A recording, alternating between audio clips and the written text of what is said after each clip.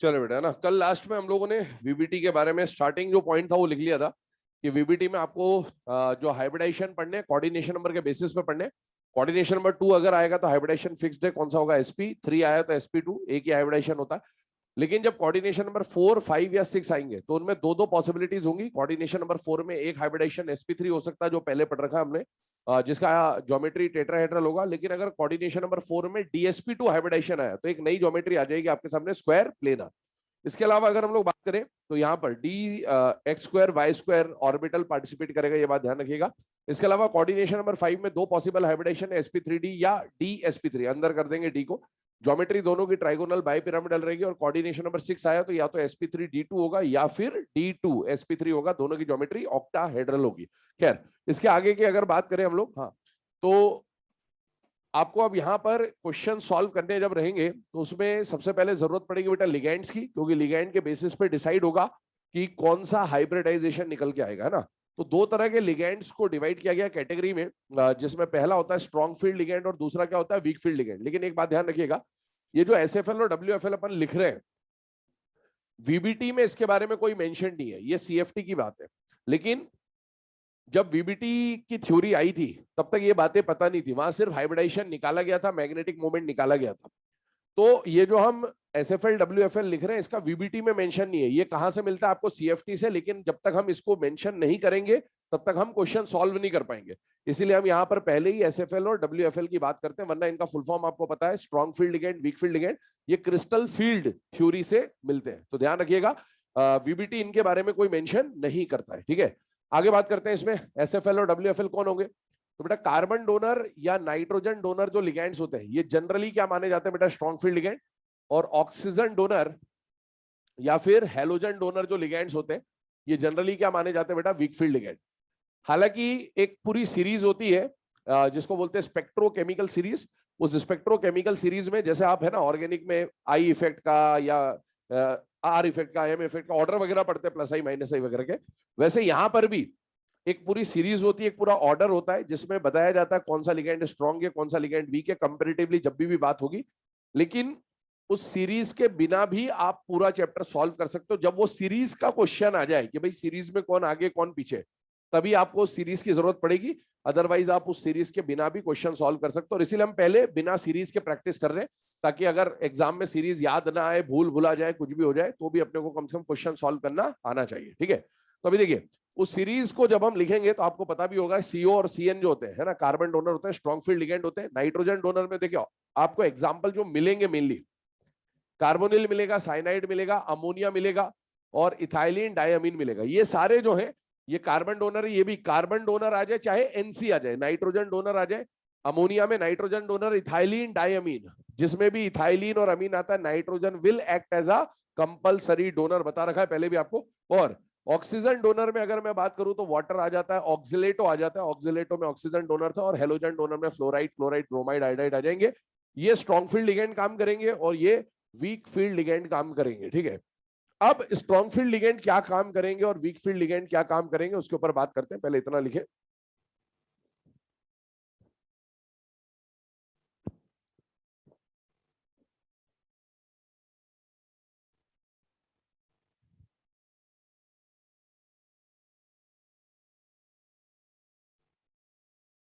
चलिए third point जो आएगा यहां पर, देखिए स्ट्रॉन्ग फील्ड लिगेंड क्या कराने में, देखो स्ट्रॉन्ग फील्ड लिगेंड को अगर आप शॉर्ट में पढ़े तो सफल दिख रहा है आपको, एसएफएल है ना, सफल बोलेंगे इसको, और डब्ल्यूएफएल को बोलेंगे विफल। तो सफल कुछ काम को कराने में सफल होते हैं और विफल उसी काम को कराने में विफल होते हैं। वो काम क्या होगा, अनपेयर्ड इलेक्ट्रॉन की पेयरिंग। एसएफएल आ रहा है, सफल आ रहा है, वो अनपेयर्ड इलेक्ट्रॉन की पेयरिंग कराने में क्या हो जाएगा, सफल। और डब्ल्यूएफएल मतलब विफल है, तो वो अनपेयर्ड इलेक्ट्रॉन की पेयरिंग कराने में क्या हो जाएगा, विफल। स्टेटमेंट बोल रहा हूं, थर्ड वाला पॉइंट लिखिएगा। एसएफएल में it is capable of, it is capable of pairing up, it is capable of pairing up the unpaired electrons, it is capable of pairing up the unpaired electrons,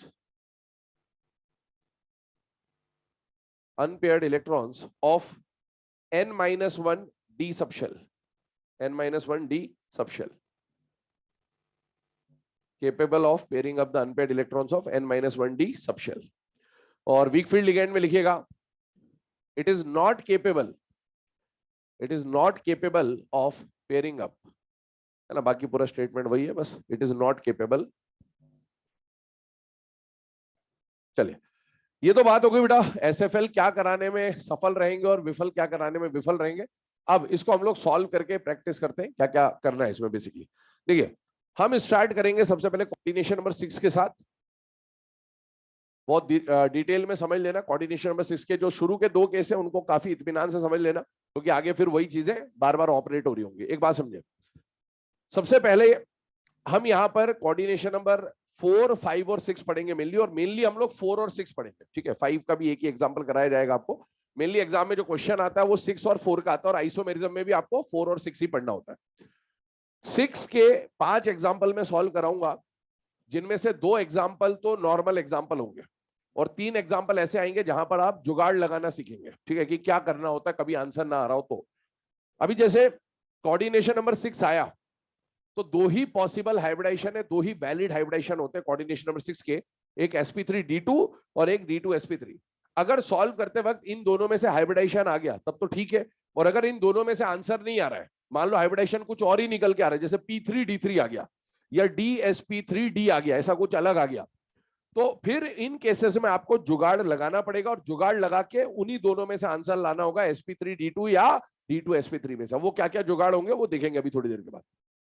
coordination number समझाऊंगा आपको सारे cases. Coordination number 4 आपके लिए homework रहेगा, ये बात ध्यान रखिएगा। 4 में भी वैसे ही केसेस बनेंगे, 6 में समझा दूंगा, 4 का 1-2 केस में डिस्कस कर दूंगा, बाकी कुछ केसेस आपको होमवर्क दे दिए जाएंगे। टाइम अलाउड, अगर टाइम बचा तो मैं सारे केस करवा ही दूंगा, वरना हो सकता है लास्ट के 1-2 केस आपको होमवर्क में दे दिए जाए, ठीक है। और इसके अलावा जब हम सीएफटी पढ़ेंगे तो सीएफटी में भी हम हाइब्रिडाइजेशन यही सब चीजें निकाल रहे होंगे, तो फिर मन में यह सवाल बनता है कि सर जब यहां पर भी आप हाइब्रिडाइजेशन वगैरह निकाल रहे होंगे, सीएफटी में भी हाइब्रिडाइजेशन वगैरह निकाल रहे होंगे, तो फिर 2 थ्योरीज क्यों पढ़ी? पहली बात तो 2 थ्योरी आपके सिलेबस में इसलिए पढ़ी, सीधी सी बात तो यही है। और दूसरी बात ये कि कोऑर्डिनेशन नंबर 6 हम अभी वीबीटी से सॉल्व कर रहे हैं, लेकिन बाद में जब सीएफटी पढ़ लेंगे तो हम लोग प्रिफर करेंगे सीएफटी को कोऑर्डिनेशन नंबर 6 के लिए। क्यों प्रिफर करेंगे? क्योंकि कोऑर्डिनेशन नंबर 6 के लिए जब आप सीएफटी लगाएंगे तो आपका टाइम सेव हो जाएगा, बस और कुछ भी रीजन नहीं है, टाइम बचता है सीएफटी को अप्लाई करने पे। तो आप चाहे तो कहीं पे मेंशन कर लेना खोपचे में, for coordination number 6 use CFT and for other coordination numbers use VBT. For coordination number 6 use CFT and for other coordination numbers use VBT. For coordination number 6 use CFT and for other coordination numbers use VBT, ठीक है। तो coordination number 6 आएगा तो CFT prefer करेंगे, ऐसा नहीं है कि वीबीटी नहीं लगा सकते, वीबीटी ही लगाएंगे हम आज के लेक्चर में, बट बाद में जब सीएफटी पढ़ेंगे तब बताऊंगा कि यहां से फास्ट सीएफटी में हो रहा होगा, क्योंकि वहां पर सिंपल से फिलिंग करनी होती है, T2G में वो आसानी से जल्दी हो जाता है। चलिए आइए ध्यान दीजिएगा, सबसे पहला केस, पहला एग्जाम्पल जो आपके सामने लिया जा रहा है दैट इज CONH36 Cl3, ये एग्जाम्पल लिया। प्रोसेस समझते जाना, स्टेप बाय स्टेप समझते जाइएगा। सबसे पहला काम आपको करना होगा, मेटल का ऑक्सीडेशन स्टेट निकालना होगा, और मेटल का क्या निकालना होगा बेटा? Coordination number. हालांकि अभी मैंने लिख दिया कोऑर्डिनेशन नंबर 6 ही पढ़ रहे हैं हम लोग, लेकिन एग्जाम में जब आएगा तो आपको कोऑर्डिनेशन नंबर निकालना पड़ेगा। जैसे ही कोऑर्डिनेशन नंबर 6 मिला, दिमाग में आ जाना चाहिए कि इसके 2 ही पॉसिबल हाइब्रिडाइजेशन होंगे, या तो sp3d2 होगा या d2sp3 होगा, बस 2 में से एक कुछ आएगा, ठीक है। आगे बढ़ते हैं। अब देखिए यहां पर जो सेंट्रल मेटल है वो कौन है बेटा? कोबाल्ट। कोबाल्ट का न्यूट्रल फॉर्म में अगर आप कॉन्फ़िगरेशन लिखते हैं तो आता है आर्गन 4s2 3d7, लेकिन ये 4s2 3d7 ऐसा लिखा हुआ है, इसको मैं रीअरेंज कर रहा हूं शेल के हिसाब से, क्योंकि आपको ये पता होना चाहिए कि जब 3 इलेक्ट्रॉन निकालोगे तो इलेक्ट्रॉन पहले 3d से निकलेगा या 4s से निकलेगा? 4s से। तो इसलिए मैं रीअरेंज कर देता हूं उसको। आप हमेशा रीअरेंज करें, क्योंकि सबसे ज्यादा मिस्टेक बच्चा यहीं पे करता है बेटा, इलेक्ट्रॉन निकालने में गड़बड़ होती है सबसे ज्यादा, ये बात ध्यान रखिएगा। अब आ देखिए, कोबाल्ट पे आ गया +3, कोबाल्ट पे आ गया +3, तो आर्गन 2 इलेक्ट्रॉन कहां से निकल गए? यहां से। 1 इलेक्ट्रॉन यहां से निकल गया, क्या कॉन्फ़िगरेशन आ गया? 3d6। सुनते आइएगा अभी, है ना, 3d6 है। अमोनिया के बारे में हम यहां पर लिखेंगे बाद में, पहले यहां देखिएगा, इसका डब्बे वाला डायग्राम बना रहे हैं हम लोग। 1 2 3 4 5 ये 3d ऑर्बिटल्स है, ये 4s ऑर्बिटल्स है बेटे, यहां पर आ गया 4p ऑर्बिटल्स, और यहां पर क्या आ गया बेटा? 4d orbitals. अब बात ही आती है कि सर ये दोनों 3d और 4d क्यों बनाए? कल मैंने बोला भी था कि हाइब्रिडाइजेशन में या तो अंदर वाला डी इस्तेमाल होगा या बाहर वाला, आपको पता नहीं, इसलिए हम दोनों को बना के चल रहे हैं। और देखिए यहां पर ये जो ऑर्बिटल है ये n-1 है, ये 3D है, 3 शेल है, और ये कौन सा शेल है बेटा 4, तो ये सारे n है और ये n-1 है। अब इलेक्ट्रॉन दिखेगा 3d6 जो है इसको आप इसमें फिल करिए, तो 1 2 3 4 5 और 6, ये नॉर्मल फिलिंग है जो आप पढ़ते आते हैं अब्बाउ रूल से, ऐसा हुआ। अब एक बात बताइए, क्या n-1d में अनपेयर्ड इलेक्ट्रॉन मेटल के पास है या नहीं है बेटा? है। और ये अनपेयर्ड की पेयरिंग होगी या नहीं होगी ये कौन डिसाइड करेगा? लिगेंड। कौन डिसाइड करेगा? लिगेंड। लिगेंड पे ध्यान दीजिए, कौन है बेटा? NH3। NH3 सफल है या विफल है बेटा? सफल। और सफल है तो क्या कराने में सफल होगा? पेयरिंग कराने में सफल होगा। अब अगर ये पेयरिंग कराने में सफल है तो इसका मतलब है इसको उठा के यहां पेयर कर दीजिए, इसको उठा के यहां पेयर कर दीजिए, पेयरिंग करा दीजिए, जितने भी अनपेयर्ड है मैक्सिमम जितनी पेयरिंग हो सकती है वो करवा दीजिए। बाद में बाहर आके ये मत पूछना कि सर इसकी पेयरिंग इससे करानी जरूरी थी क्या, सर इसको इससे पेयर नहीं करा सकते थे? बिल्कुल करा दो, कैसे भी करा दो, पेयरिंग करानी है, ठीक है। हाँ, अब आगे सुने, यहां पर जैसे ही आप पेयरिंग करवाएंगे तो अगला जो स्टेप बनता है, अगला जो डायग्राम बनता है वो कुछ इस तरह से बनेगा। 6 इलेक्ट्रॉन थे, पेयर्ड होने के बाद ऐसे दिखेंगे 1 2 3 4 5 एंड 6, और ये जो 4s है एज इट इज बना दिया, 4p जो है एज इट इज बना दिया, और 4d भी हमने एज इट इज बना दिया। अभी देखिए ये 3d है, ये 4s है, ये 4p है, ये 4d है। अब आप देखें ध्यान से, पेयरिंग होने के बाद आपको मेटल को कितनी जगह कटवाना है बेटा? 6 जगह। 6 जगह कटवाने का मतलब है 6 लोन पेयर लेने, और लोन पेयर लेने के लिए क्या चाहिए? अनपेयर्ड इलेक्ट्रॉन चाहिए या वेकेंट ऑर्बिटल चाहिए? वेकेंट। और 6 खाली डब्बे चाहिए आपको। अब 6 खाली डब्बे कहां से गिनने हैं? जहां पर आपका इलेक्ट्रॉन आया उसके जस्ट बाद से डब्बे गिनना चालू करें। पहला डब्बा, दूसरा डब्बा, तीसरा डब्बा, चौथा, पांचवा और छठा। ये जो 6 डब्बे अभी आपको मिल रहे हैं, इन 6 डब्बों का अगर नेमिंग किया जाए तो क्या पहले के 2 डब्बे डी है या नहीं है बेटा? है। तो नाम क्या बनेगा? D2sp3। क्या ये कोऑर्डिनेशन नंबर 6 के लिए एक वैलिड हाइब्रिडाइजेशन होता है या नहीं होता है? होता है। मतलब अभी कोई दिक्कत नहीं है, अगर वैलिड आ रहा है तो वेल एंड गुड, नहीं आता तो फिर जुगाड़ लगाते हैं। अभी नहीं लगेगा शुरू के 2 एग्जांपल्स में। अब पहला क्वेश्चन क्या पूछा? तो पहला क्वेश्चन पूछा जाएगा कि भाई इसका हाइब्रिडाइजेशन क्या है, तो हाइब्रिडाइजेशन आपने निकाल दिया D2sp3। अगला क्वेश्चन पूछा जाएगा कि इसकी ज्योमेट्री क्या है, तो ज्योमेट्री ऑक्टाहेड्रल या स्क्वायर, बाय पिरामिडल। अच्छा, ज्योमेट्री के लिए आपको इतना कुछ करना नहीं था, कोऑर्डिनेशन नंबर 6 से ऑक्टाहेड्रल है, खत्म। तो कोऑर्डिनेशन नंबर 6 का हाइब्रिडाइजेशन अलग होता है लेकिन ज्योमेट्री सेम होती है। कोऑर्डिनेशन नंबर 5 के हाइब्रिडाइजेशन अलग होते हैं लेकिन ज्योमेट्री सेम होती है। 4 आया तो फिर चेक करना पड़ेगा, फिर चेक करना पड़ेगा, क्योंकि वहां टेट्राहेड्रल भी हो सकता है, स्क्वायर प्लेनर भी हो सकता है। और सुनिएगा, अभी कल बताया था इनर ऑर्बिटल और आउटर ऑर्बिटल कॉम्प्लेक्स के बारे में। क्या यहां पर जो डी हाइब्रिडाइजेशन में आ रहा है वो n-1 वाला आ रहा है या n वाला आ रहा है? n-1 अंदर वाला डी इस्तेमाल हो रहा है, इसीलिए इसको क्या बोलेंगे? Inner orbital complex. या फिर बताया भी था कि डी अंदर की तरफ लिखा है और डी बाहर की तरफ लिखा है, अंदर की तरफ डी लिखा है मतलब क्या बोलेंगे? Inner orbital complex. और सुनते जाइएगा ध्यान से, एक अगला जो टर्म आता है वो आता है high spin and low spin complex. सुनिएगा ध्यान से, इसका मीनिंग समझ लें क्या होता है। सबसे पहली बात, स्पिन को समझने की कोशिश करते हैं, पूरा फिनोमेना बता देता हूं। इनिशियली जब कोई लिगेंड विगेंड नहीं आया था, ये सब लिगेंड के आने के बाद की कहानी, जब लिगेंड नहीं आया था तो बताइए कोबाल्ट +3 के पास कितने अनपेयर्ड इलेक्ट्रॉन थे? 4। अगर 4 अनपेयर्ड इलेक्ट्रॉन है, ध्यान से देखिएगा, 4 अनपेयर्ड इलेक्ट्रॉन थे, तो 4 अनपेयर्ड का अगर आप स्पिन लें, समेशन स्पिन निकालें इनिशियली, तो आता है 2। Half half half half add हो जाएगा, कितना आ जाएगा? 2। आपको मॉड लेना है ना, प्लस या माइनस से मुझे कोई मतलब नहीं, यहां पर अपने को तो मॉड लेके चलना है। कितना आ गया बेटा? 4 स्पिन ऐड हो गए और कितना वैल्यू आ गया? 2। हाफ हाफ हाफ हाफ 4 बार ऐड हुए 2। लेकिन अब इसमें 2 पॉसिबिलिटीज हो सकती है। ये तो इनिशियल बात थी, लिगेंड आने से या तो पेयरिंग हुई होगी या नहीं हुई होगी। SFL WFL मत सोचना कि SFL आया तो होगा, कई बार कुछ और भी हो सकता है, इसीलिए SFL WFL की बात नहीं कर रहा हूं। लिगेंड आने के बाद 2 चीजें हो सकती है कि या तो पेयरिंग होगी या नहीं होगी। बाय चांस पेयरिंग हुई तो ये इधर चला गया और ये इधर चला गया, बाय चांस पेयरिंग हो गई। तो अब पेयरिंग होने के बाद बताइए फाइनल जो स्पिन आएगा क्या वो 0 हो जाएगा? तो स्पिन बढ़ा या कम हो गया? तो ऐसे स्पिन को क्या बोलेंगे? लो स्पिन कॉम्प्लेक्स। क्या बोलेंगे? लो स्पिन। स्पिन जितना था अगर उससे कम हो गया तो लो स्पिन कॉम्प्लेक्स। और एक चीज ये हो सकती थी कि पेयरिंग ना होती, और पेयरिंग ना होती तो फाइनल जो स्पिन आता वो अभी भी 2 आता। तो जितना इनिशियल होना था अगर उतना ही फाइनल है तो फिर इसको बोलते हैं हाई स्पिन कॉम्प्लेक्स। तो 2 तरह के स्पिन निकलेंगे, लो स्पिन, हाई स्पिन। आपको बार बार स्पिन नहीं निकालना, आप तो सिर्फ इतना देखोगे, अगर एक की भी, सबकी नहीं, एक की भी पेयरिंग हो जाए तो क्या स्पिन में कमी आ जाएगी बेटा? यस। और अगर स्पिन में कमी आ गई तो लो स्पिन, वरना जितने इनिशियली अनपेयर्ड थे फाइनल तक उतने ही अनपेयर्ड हो तो क्या बोलेंगे, हाई स्पिन कॉम्प्लेक्स। इस केस को देखिए, क्या इसमें पेयरिंग हुई या नहीं हुई, हुई, और पेयरिंग हुई तो स्पिन में कमी आ गई, स्पिन में कमी आ गई तो इसको क्या बोल देंगे बेटा, लो स्पिन कॉम्प्लेक्स। अगला क्वेश्चन पूछेगा, नंबर ऑफ अनपेयर्ड इलेक्ट्रॉन्स। क्या नंबर ऑफ अनपेयर्ड इलेक्ट्रॉन, ऊपर वाले से देखेंगे या फाइनल वाले से देखेंगे, फाइनल वाले से कितने अनपेयर्ड इलेक्ट्रॉन दिख रहे हैं, 0। अच्छा, फिर आपको पूछता है म्यू एस, तो ये आ जाएगा 0 बोहर मैग्नेटॉन। म्यू एस का मतलब क्या, एटॉमिक स्ट्रक्चर पढ़ रखा हो आपने, तो म्यू एस को बोलते हैं बेटा स्पिन ओनली मैग्नेटिक मोमेंट। क्या बोलते हैं बेटा, स्पिन ओनली मैग्नेटिक मोमेंट। जिसको नहीं पता है लिख लेना अलग से कहीं पे भी।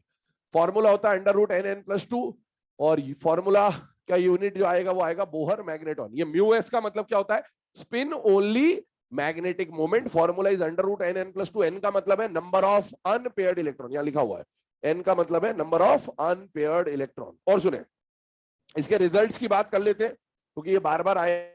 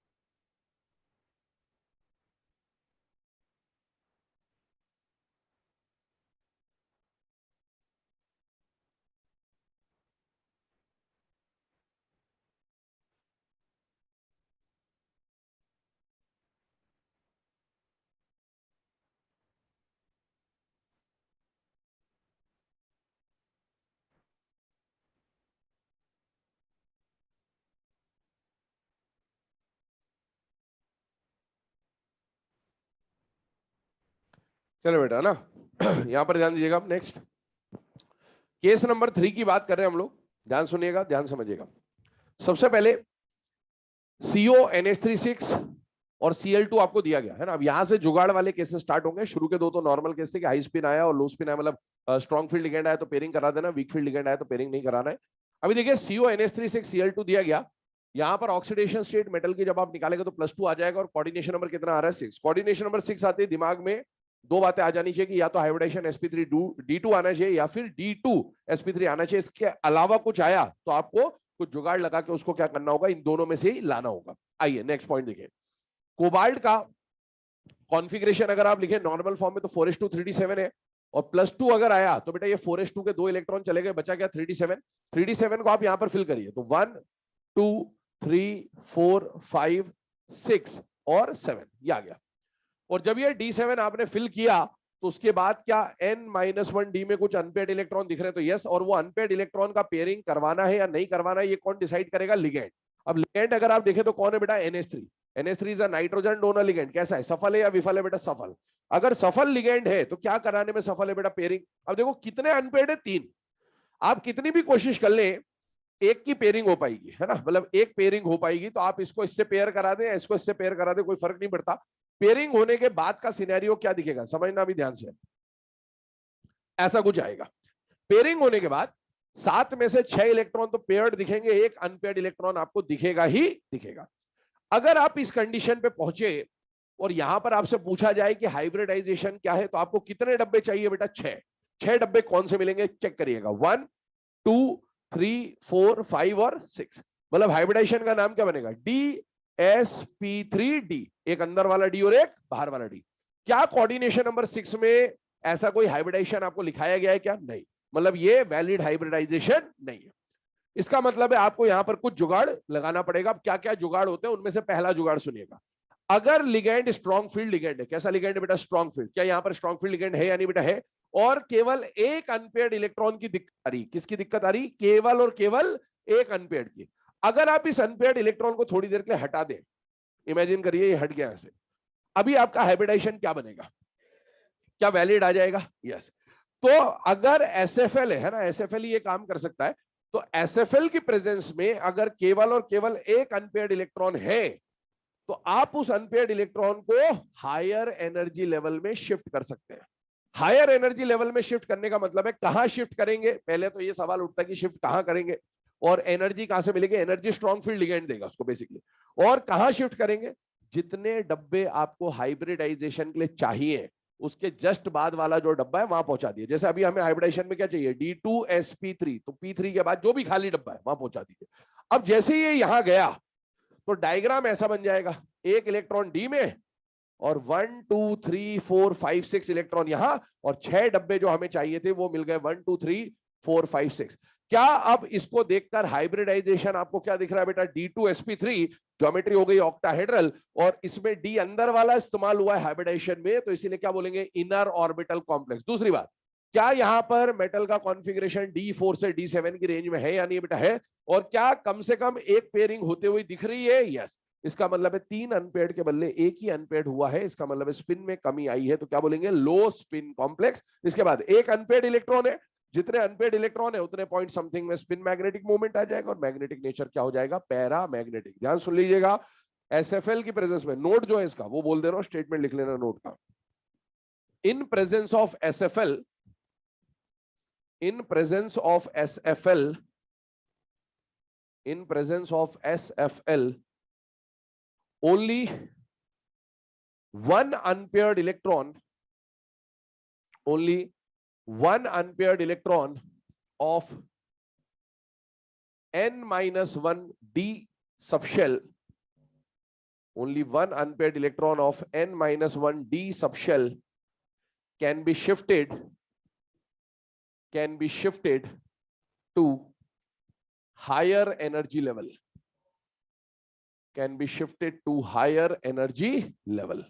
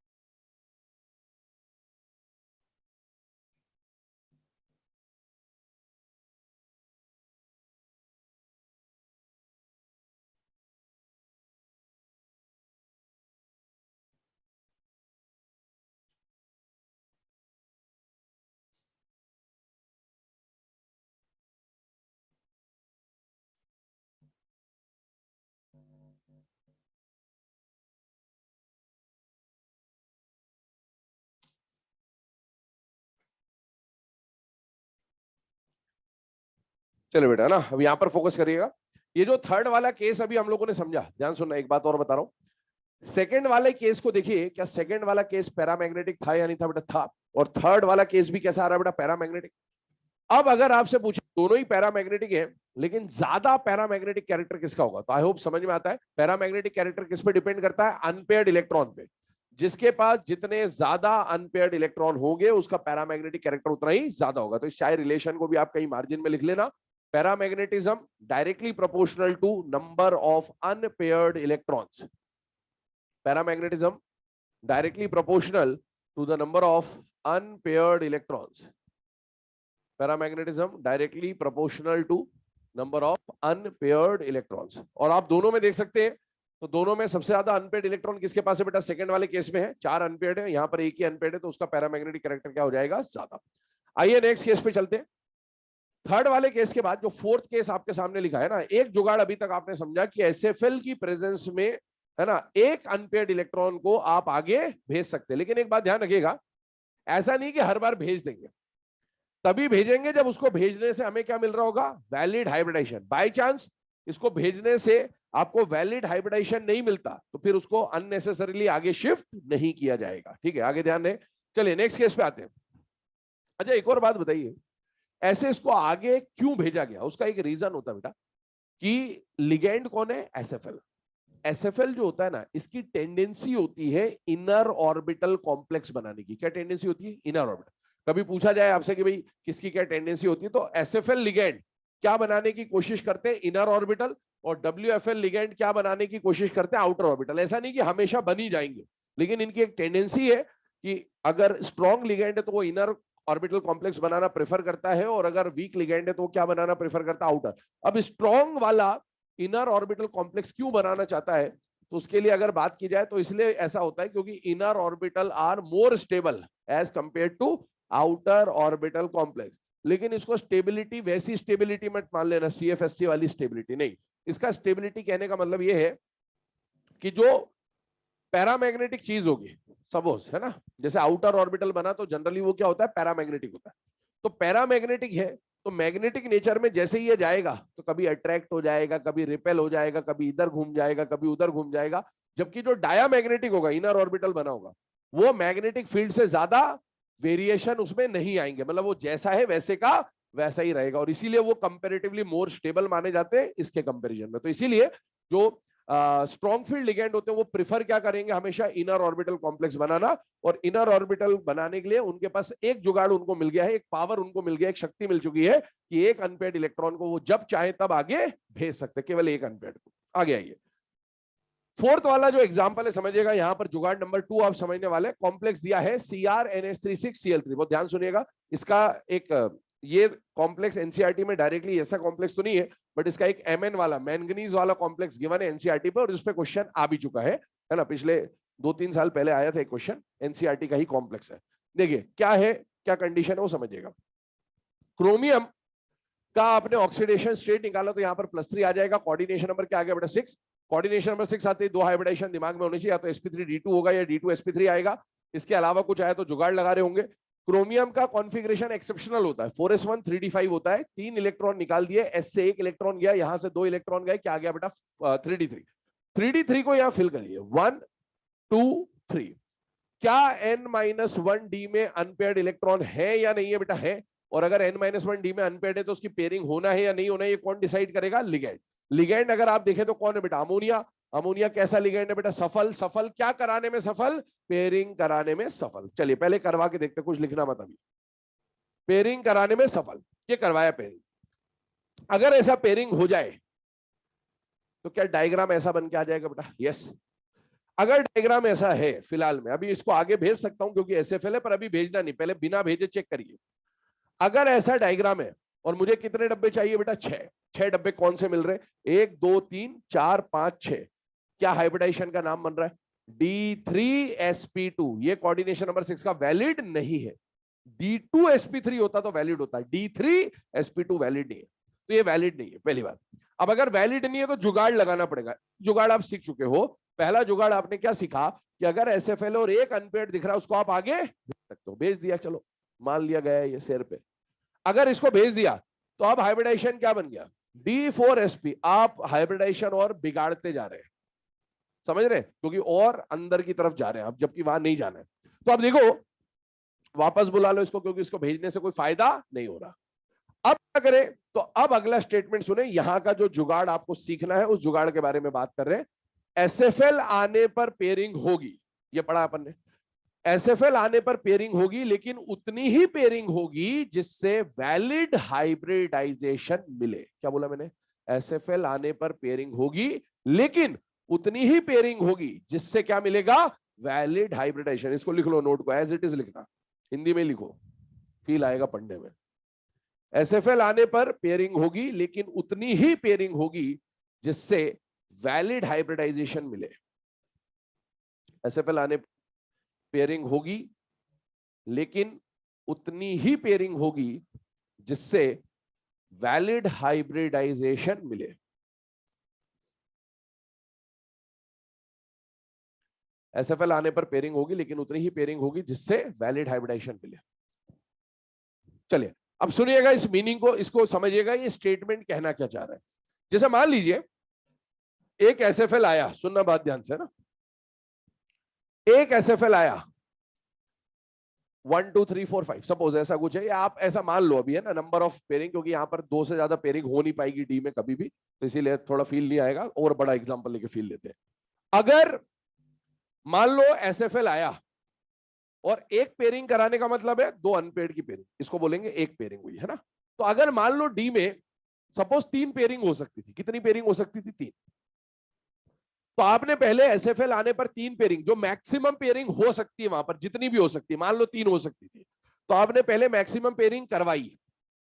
मैक्सिमम पेयरिंग कराने पर कुछ हाइब्रिडाइजेशन मिल रहा होगा आपको, जैसे यहां पर मिल रहा था कुछ, वो देखिए क्या वो हाइब्रिडाइजेशन वैलिड है या नहीं। अगर वो वैलिड है तो आंसर आ ही गया, और अगर वो वैलिड नहीं है तो एक ऑप्शन आपके पास हमेशा है कि एक अनपेड को आप आगे भेज सकते हो एसएफएल की प्रेजेंस में, वो हमेशा ऑप्शन खुला हुआ है। आपने वो भी करके देख लिया, उससे भी वैलिड नहीं मिला, तो अब क्या करें, उतनी पेयरिंग करानी जिससे वैलिड मिले। पहले आपने मैक्सिमम करा ली 3, अब आप एक एक से पेयरिंग कम करिए। 3 के बदले कितनी पेयरिंग कराई है, 2 पेयरिंग जैसे ही आपने करी तो कुछ हाइब्रिडाइजेशन मिला होगा, और वो हाइब्रिडाइजेशन अगर वैलिड है तो वही आंसर है, और एक अनपेड को आप आगे भेज सकते हो अगर वहां से आंसर नहीं मिल रहा फिर भी, और अगर उसमें भी आंसर नहीं मिला तो फिर आप एक और पेयरिंग कम करिए।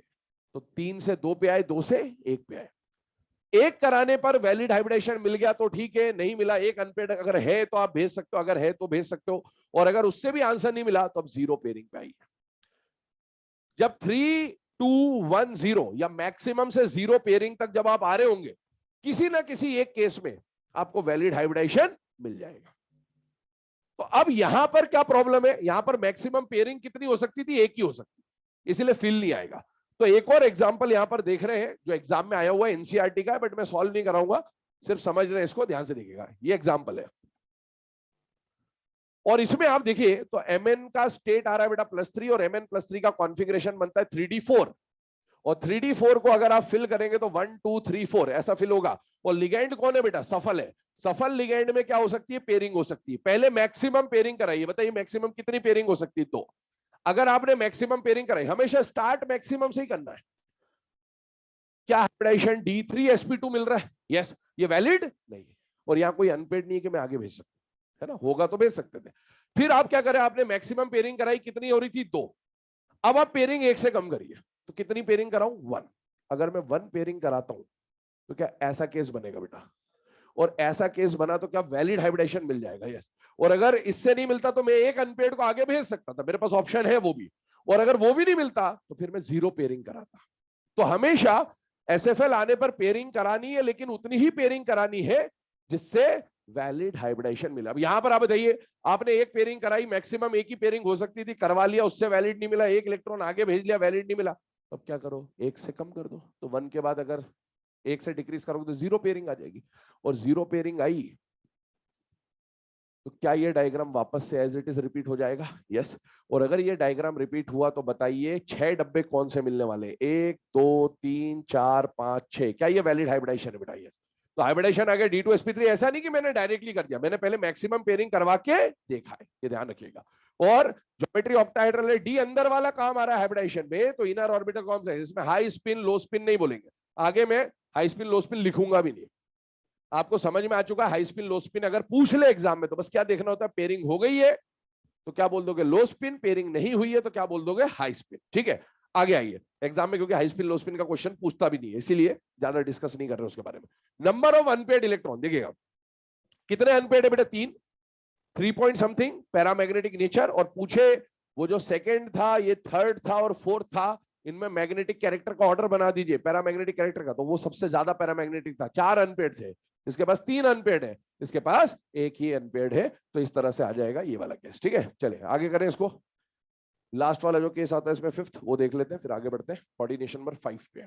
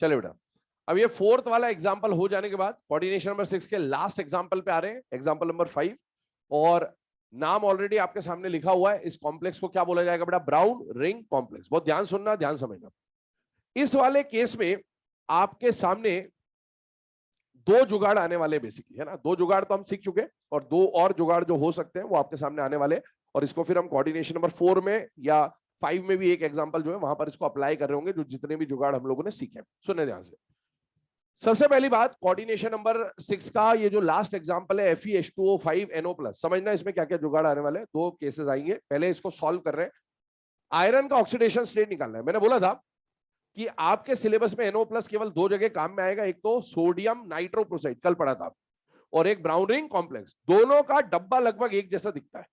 वहां पर था FeCN5NO और यहां पर FeH2O5NO, वहां पर चार्ज को बैलेंस करने के लिए बाहर था सोडियम, और यहां पर चार्ज को बैलेंस करने के लिए बाहर होगा सल्फेट। क्या होगा बेटा, सल्फेट। तो ये चार्ज बैलेंस हो रहा है।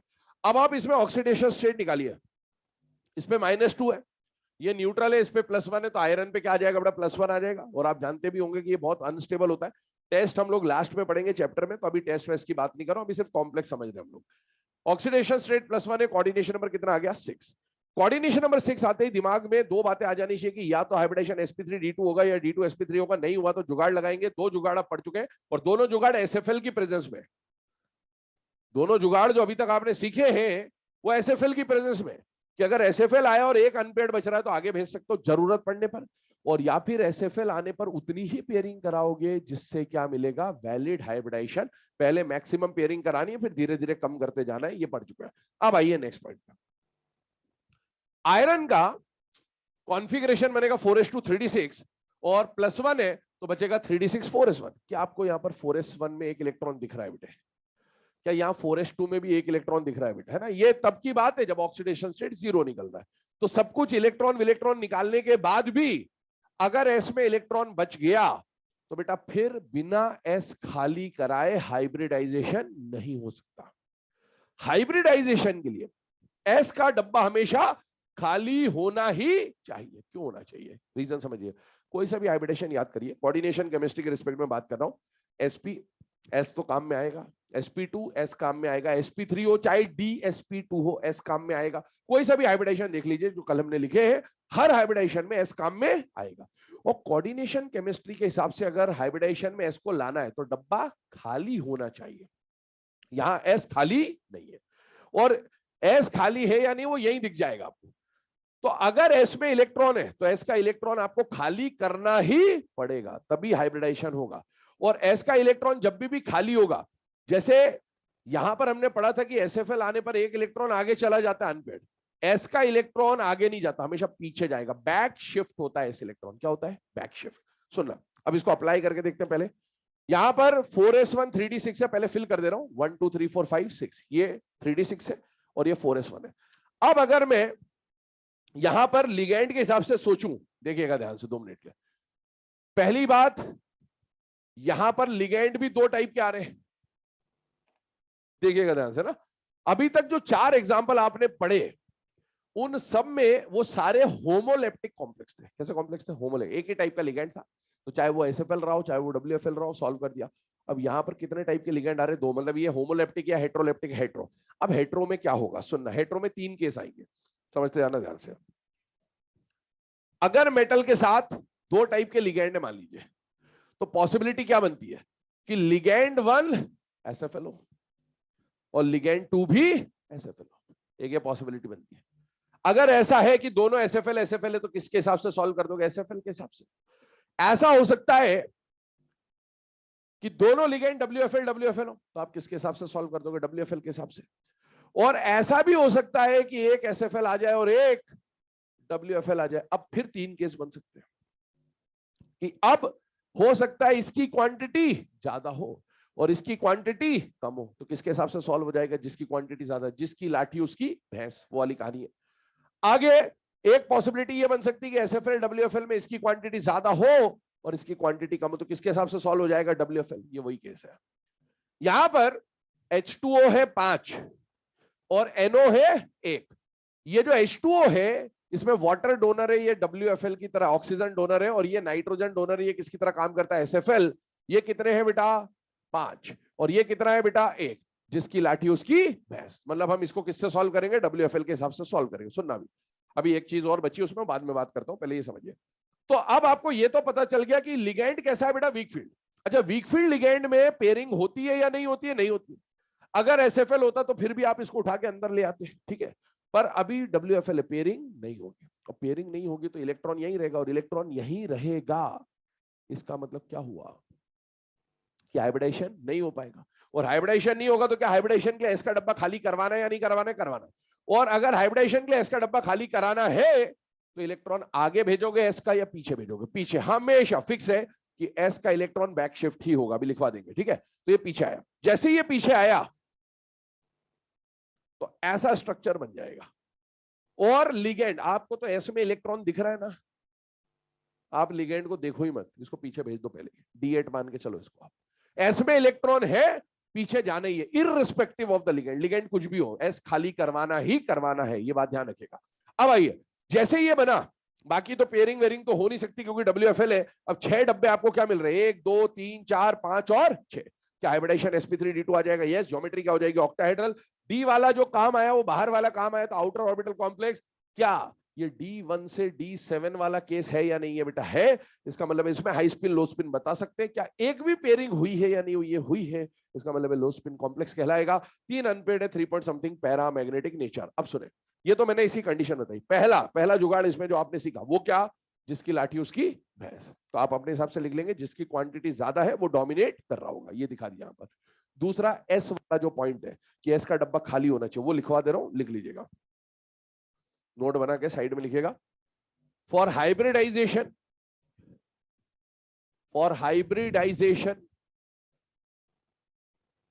s orbital must be vacant. For hybridization, s orbital must be vacant.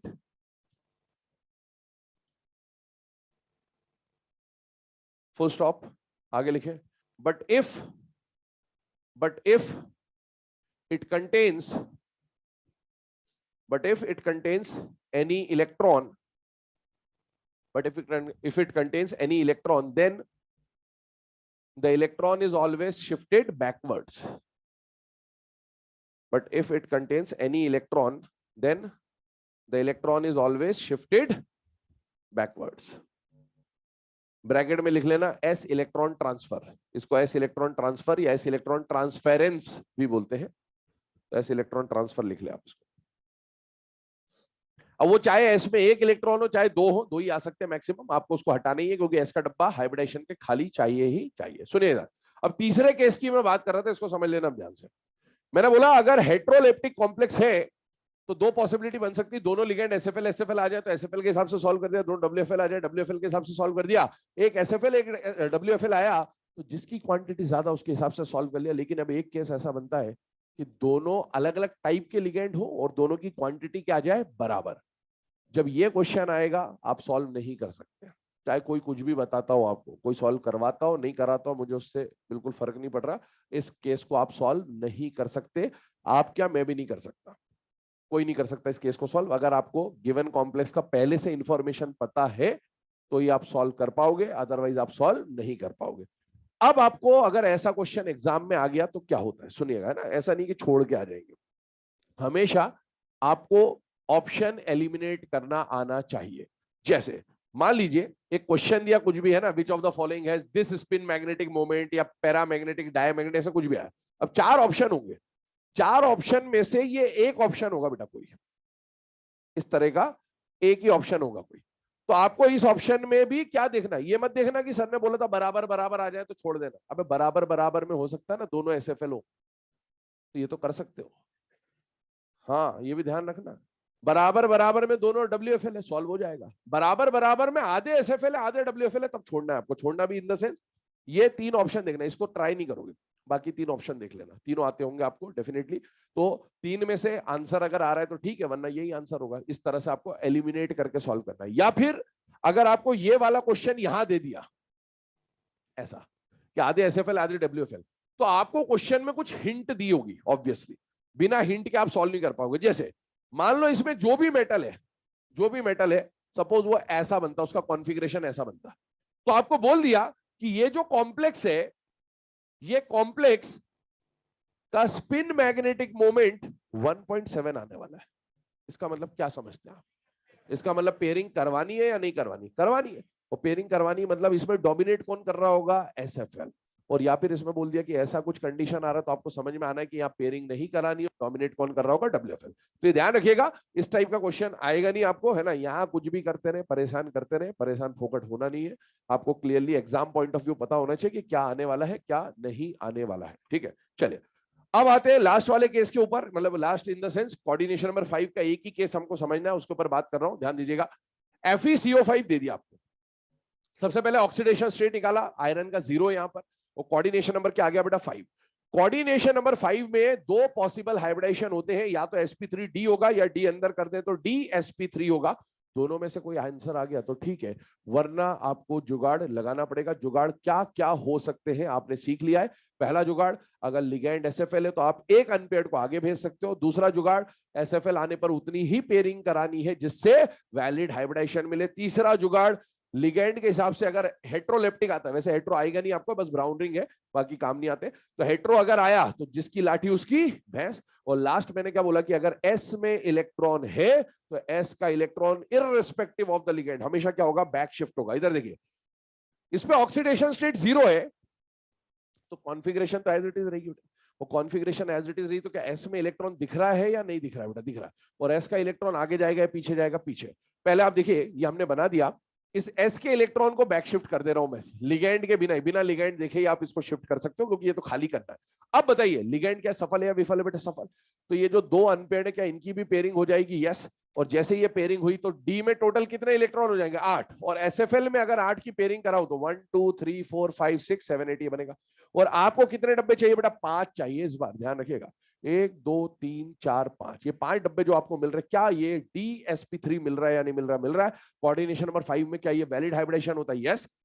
Geometry trigonal bipyramidal होगी, अंदर वाला डी काम आ रहा है इसलिए इनर ऑर्बिटल कॉम्प्लेक्स होगा। अनपेड इलेक्ट्रॉन जीरो है, स्पिन मैग्नेटिक मूवमेंट जीरो है, और मैग्नेटिक नेचर क्या हो जाएगा, डाया मैग्नेटिक। चलिए स्टार्ट करते हैं कोऑर्डिनेशन नंबर 4।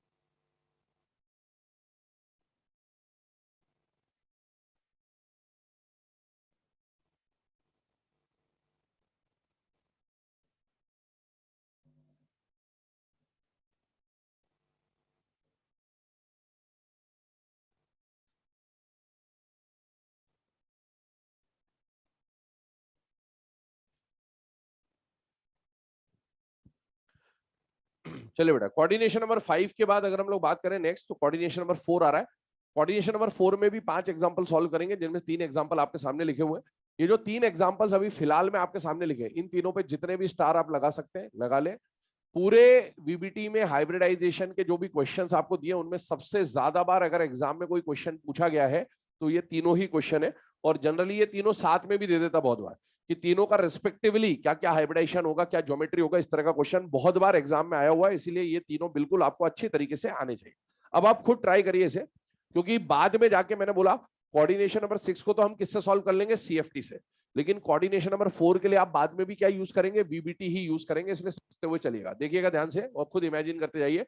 NiCO4 आया, सबसे पहला काम आप क्या करेंगे बेटा, ऑक्सीडेशन स्टेट निकालेंगे। NiCN4 आया, ऑक्सीडेशन स्टेट निकलेगा +2, और NiCl4 आया -2 ओवरऑल है, तो निकल पे क्या स्टेट आ जाएगा, +2। कोऑर्डिनेशन नंबर दिख रहा है, एक CO एक जगह काटेगा तो 4 CO 4 जगह, ये भी 4 और ये भी 4, सबका कोऑर्डिनेशन नंबर क्या आ गया, 4। कोऑर्डिनेशन नंबर 4 अगर आया तो दो ही पॉसिबल हाइब्रिडेशन है, या तो sp3 होगा या DsP2 होगा। इसके अलावा कुछ हुआ तो जुगाड़ लगाना होगा, जुगाड़ आप सारे सीख चुके हैं। आगे देखिए, निकल पे क्योंकि 0 चार्ज है, तो इसका जो ग्राउंड स्टेट का कॉन्फ़िगरेशन होता है वही वैलिड रहेगा, है ना। सॉरी, मैंने +2 लिख दिया शायद, कोई बात नहीं, हटा देते हैं, ये लो बस। देखिए, हाँ, निकल पे यहाँ सिली मिस्टेक नहीं है। चलो, निकल का जो ऑक्सीडेशन स्टेट है वो 0 है, और आप देखें यहाँ पर तो 3d8 4s2 आ रहा है, ठीक है। यहाँ पर आप देखें तो निकल पे +2 चार्ज आ रहा है, +2 चार्ज आ रहा है, मतलब 4s2 के 2 इलेक्ट्रॉन निकल गए, बचेगा क्या बेटा, d8, और यहाँ पर भी क्या बचेगा बेटा, d8। अब आप देखिए, क्या यहाँ पर s का इलेक्ट्रॉन बच रहा है या नहीं बच रहा है बेटा, बच रहा है। अगर s का इलेक्ट्रॉन बच रहा है तो आपको खुद समझ में आ जाना चाहिए कि उसको कहां करना है बेटा, बैक शिफ्ट करना है। और बैक शिफ्ट करेंगे तो s का electron irrespective of the ligand, ligand से कोई मतलब नहीं है, ये इलेक्ट्रॉन पीछे चले जाएगा। जब ये इलेक्ट्रॉन पीछे चले जाएगा तो आपको यहाँ पर 1 2 3 4 5 6 7 8 9 एंड 10 इलेक्ट्रॉन ऐसे मिल जाएंगे।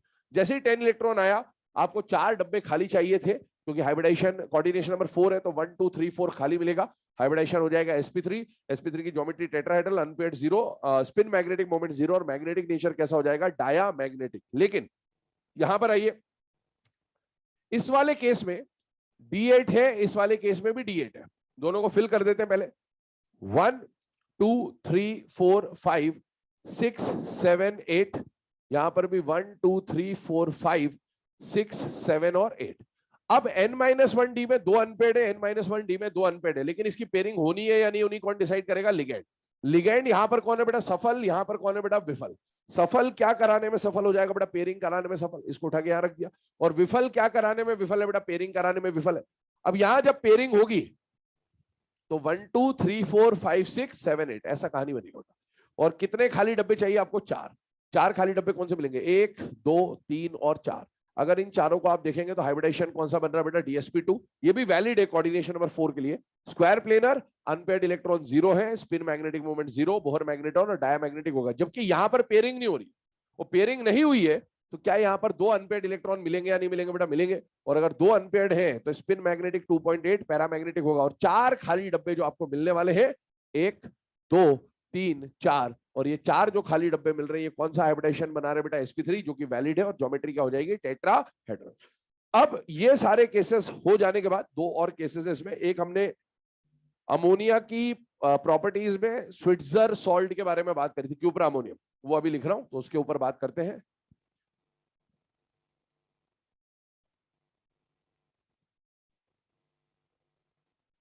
कल 3-5 पे आना है, क्या हो गया,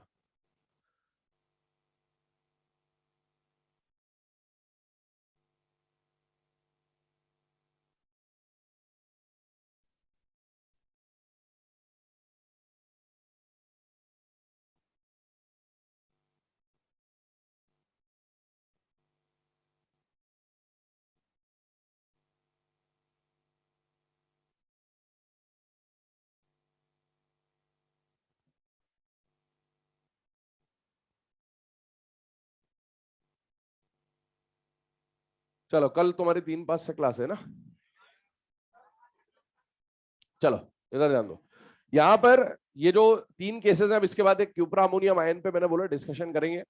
तो क्यूप्रा अमोनियम आयन का फॉर्मूला है ना, CuNH3 4, और इस पे आ जाता है बेटा +2, या फिर सल्फेट अगर दे देगा तो पूरा है ना, क्यूपरा अमोनियम सल्फेट बन जाएगा, और ऐसा दिया तो इसको क्या बोलेंगे, क्यूपरा अमोनियम आयन, या फिर क्या बोलेंगे बेटा, स्विट्जर आयन बोल देंगे।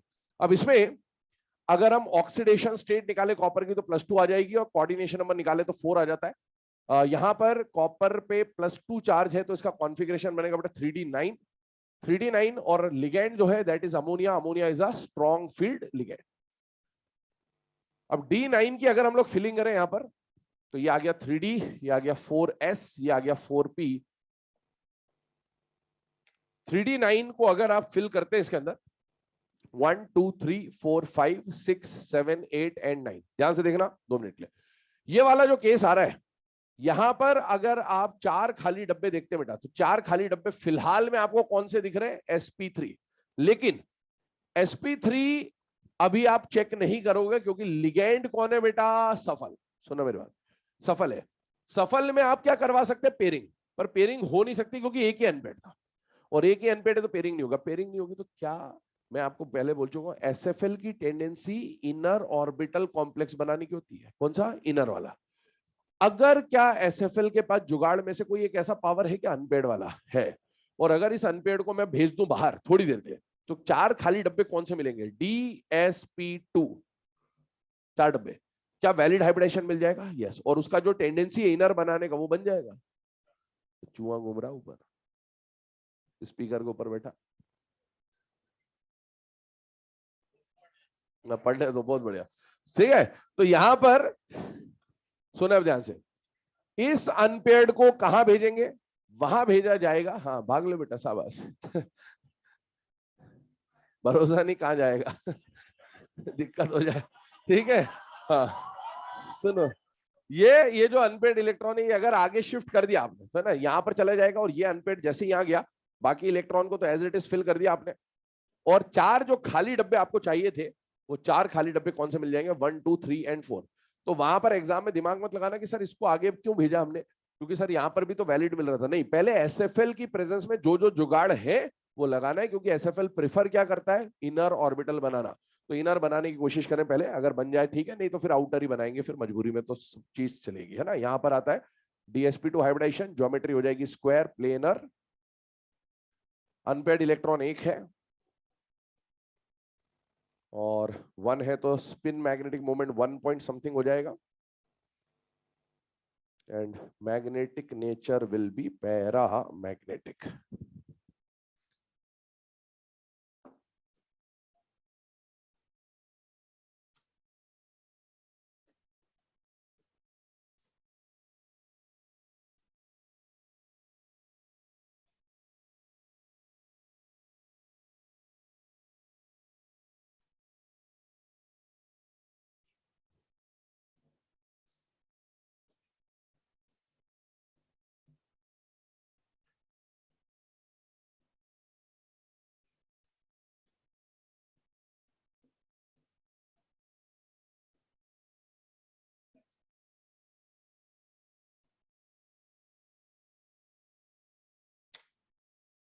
क्या हो गया भाई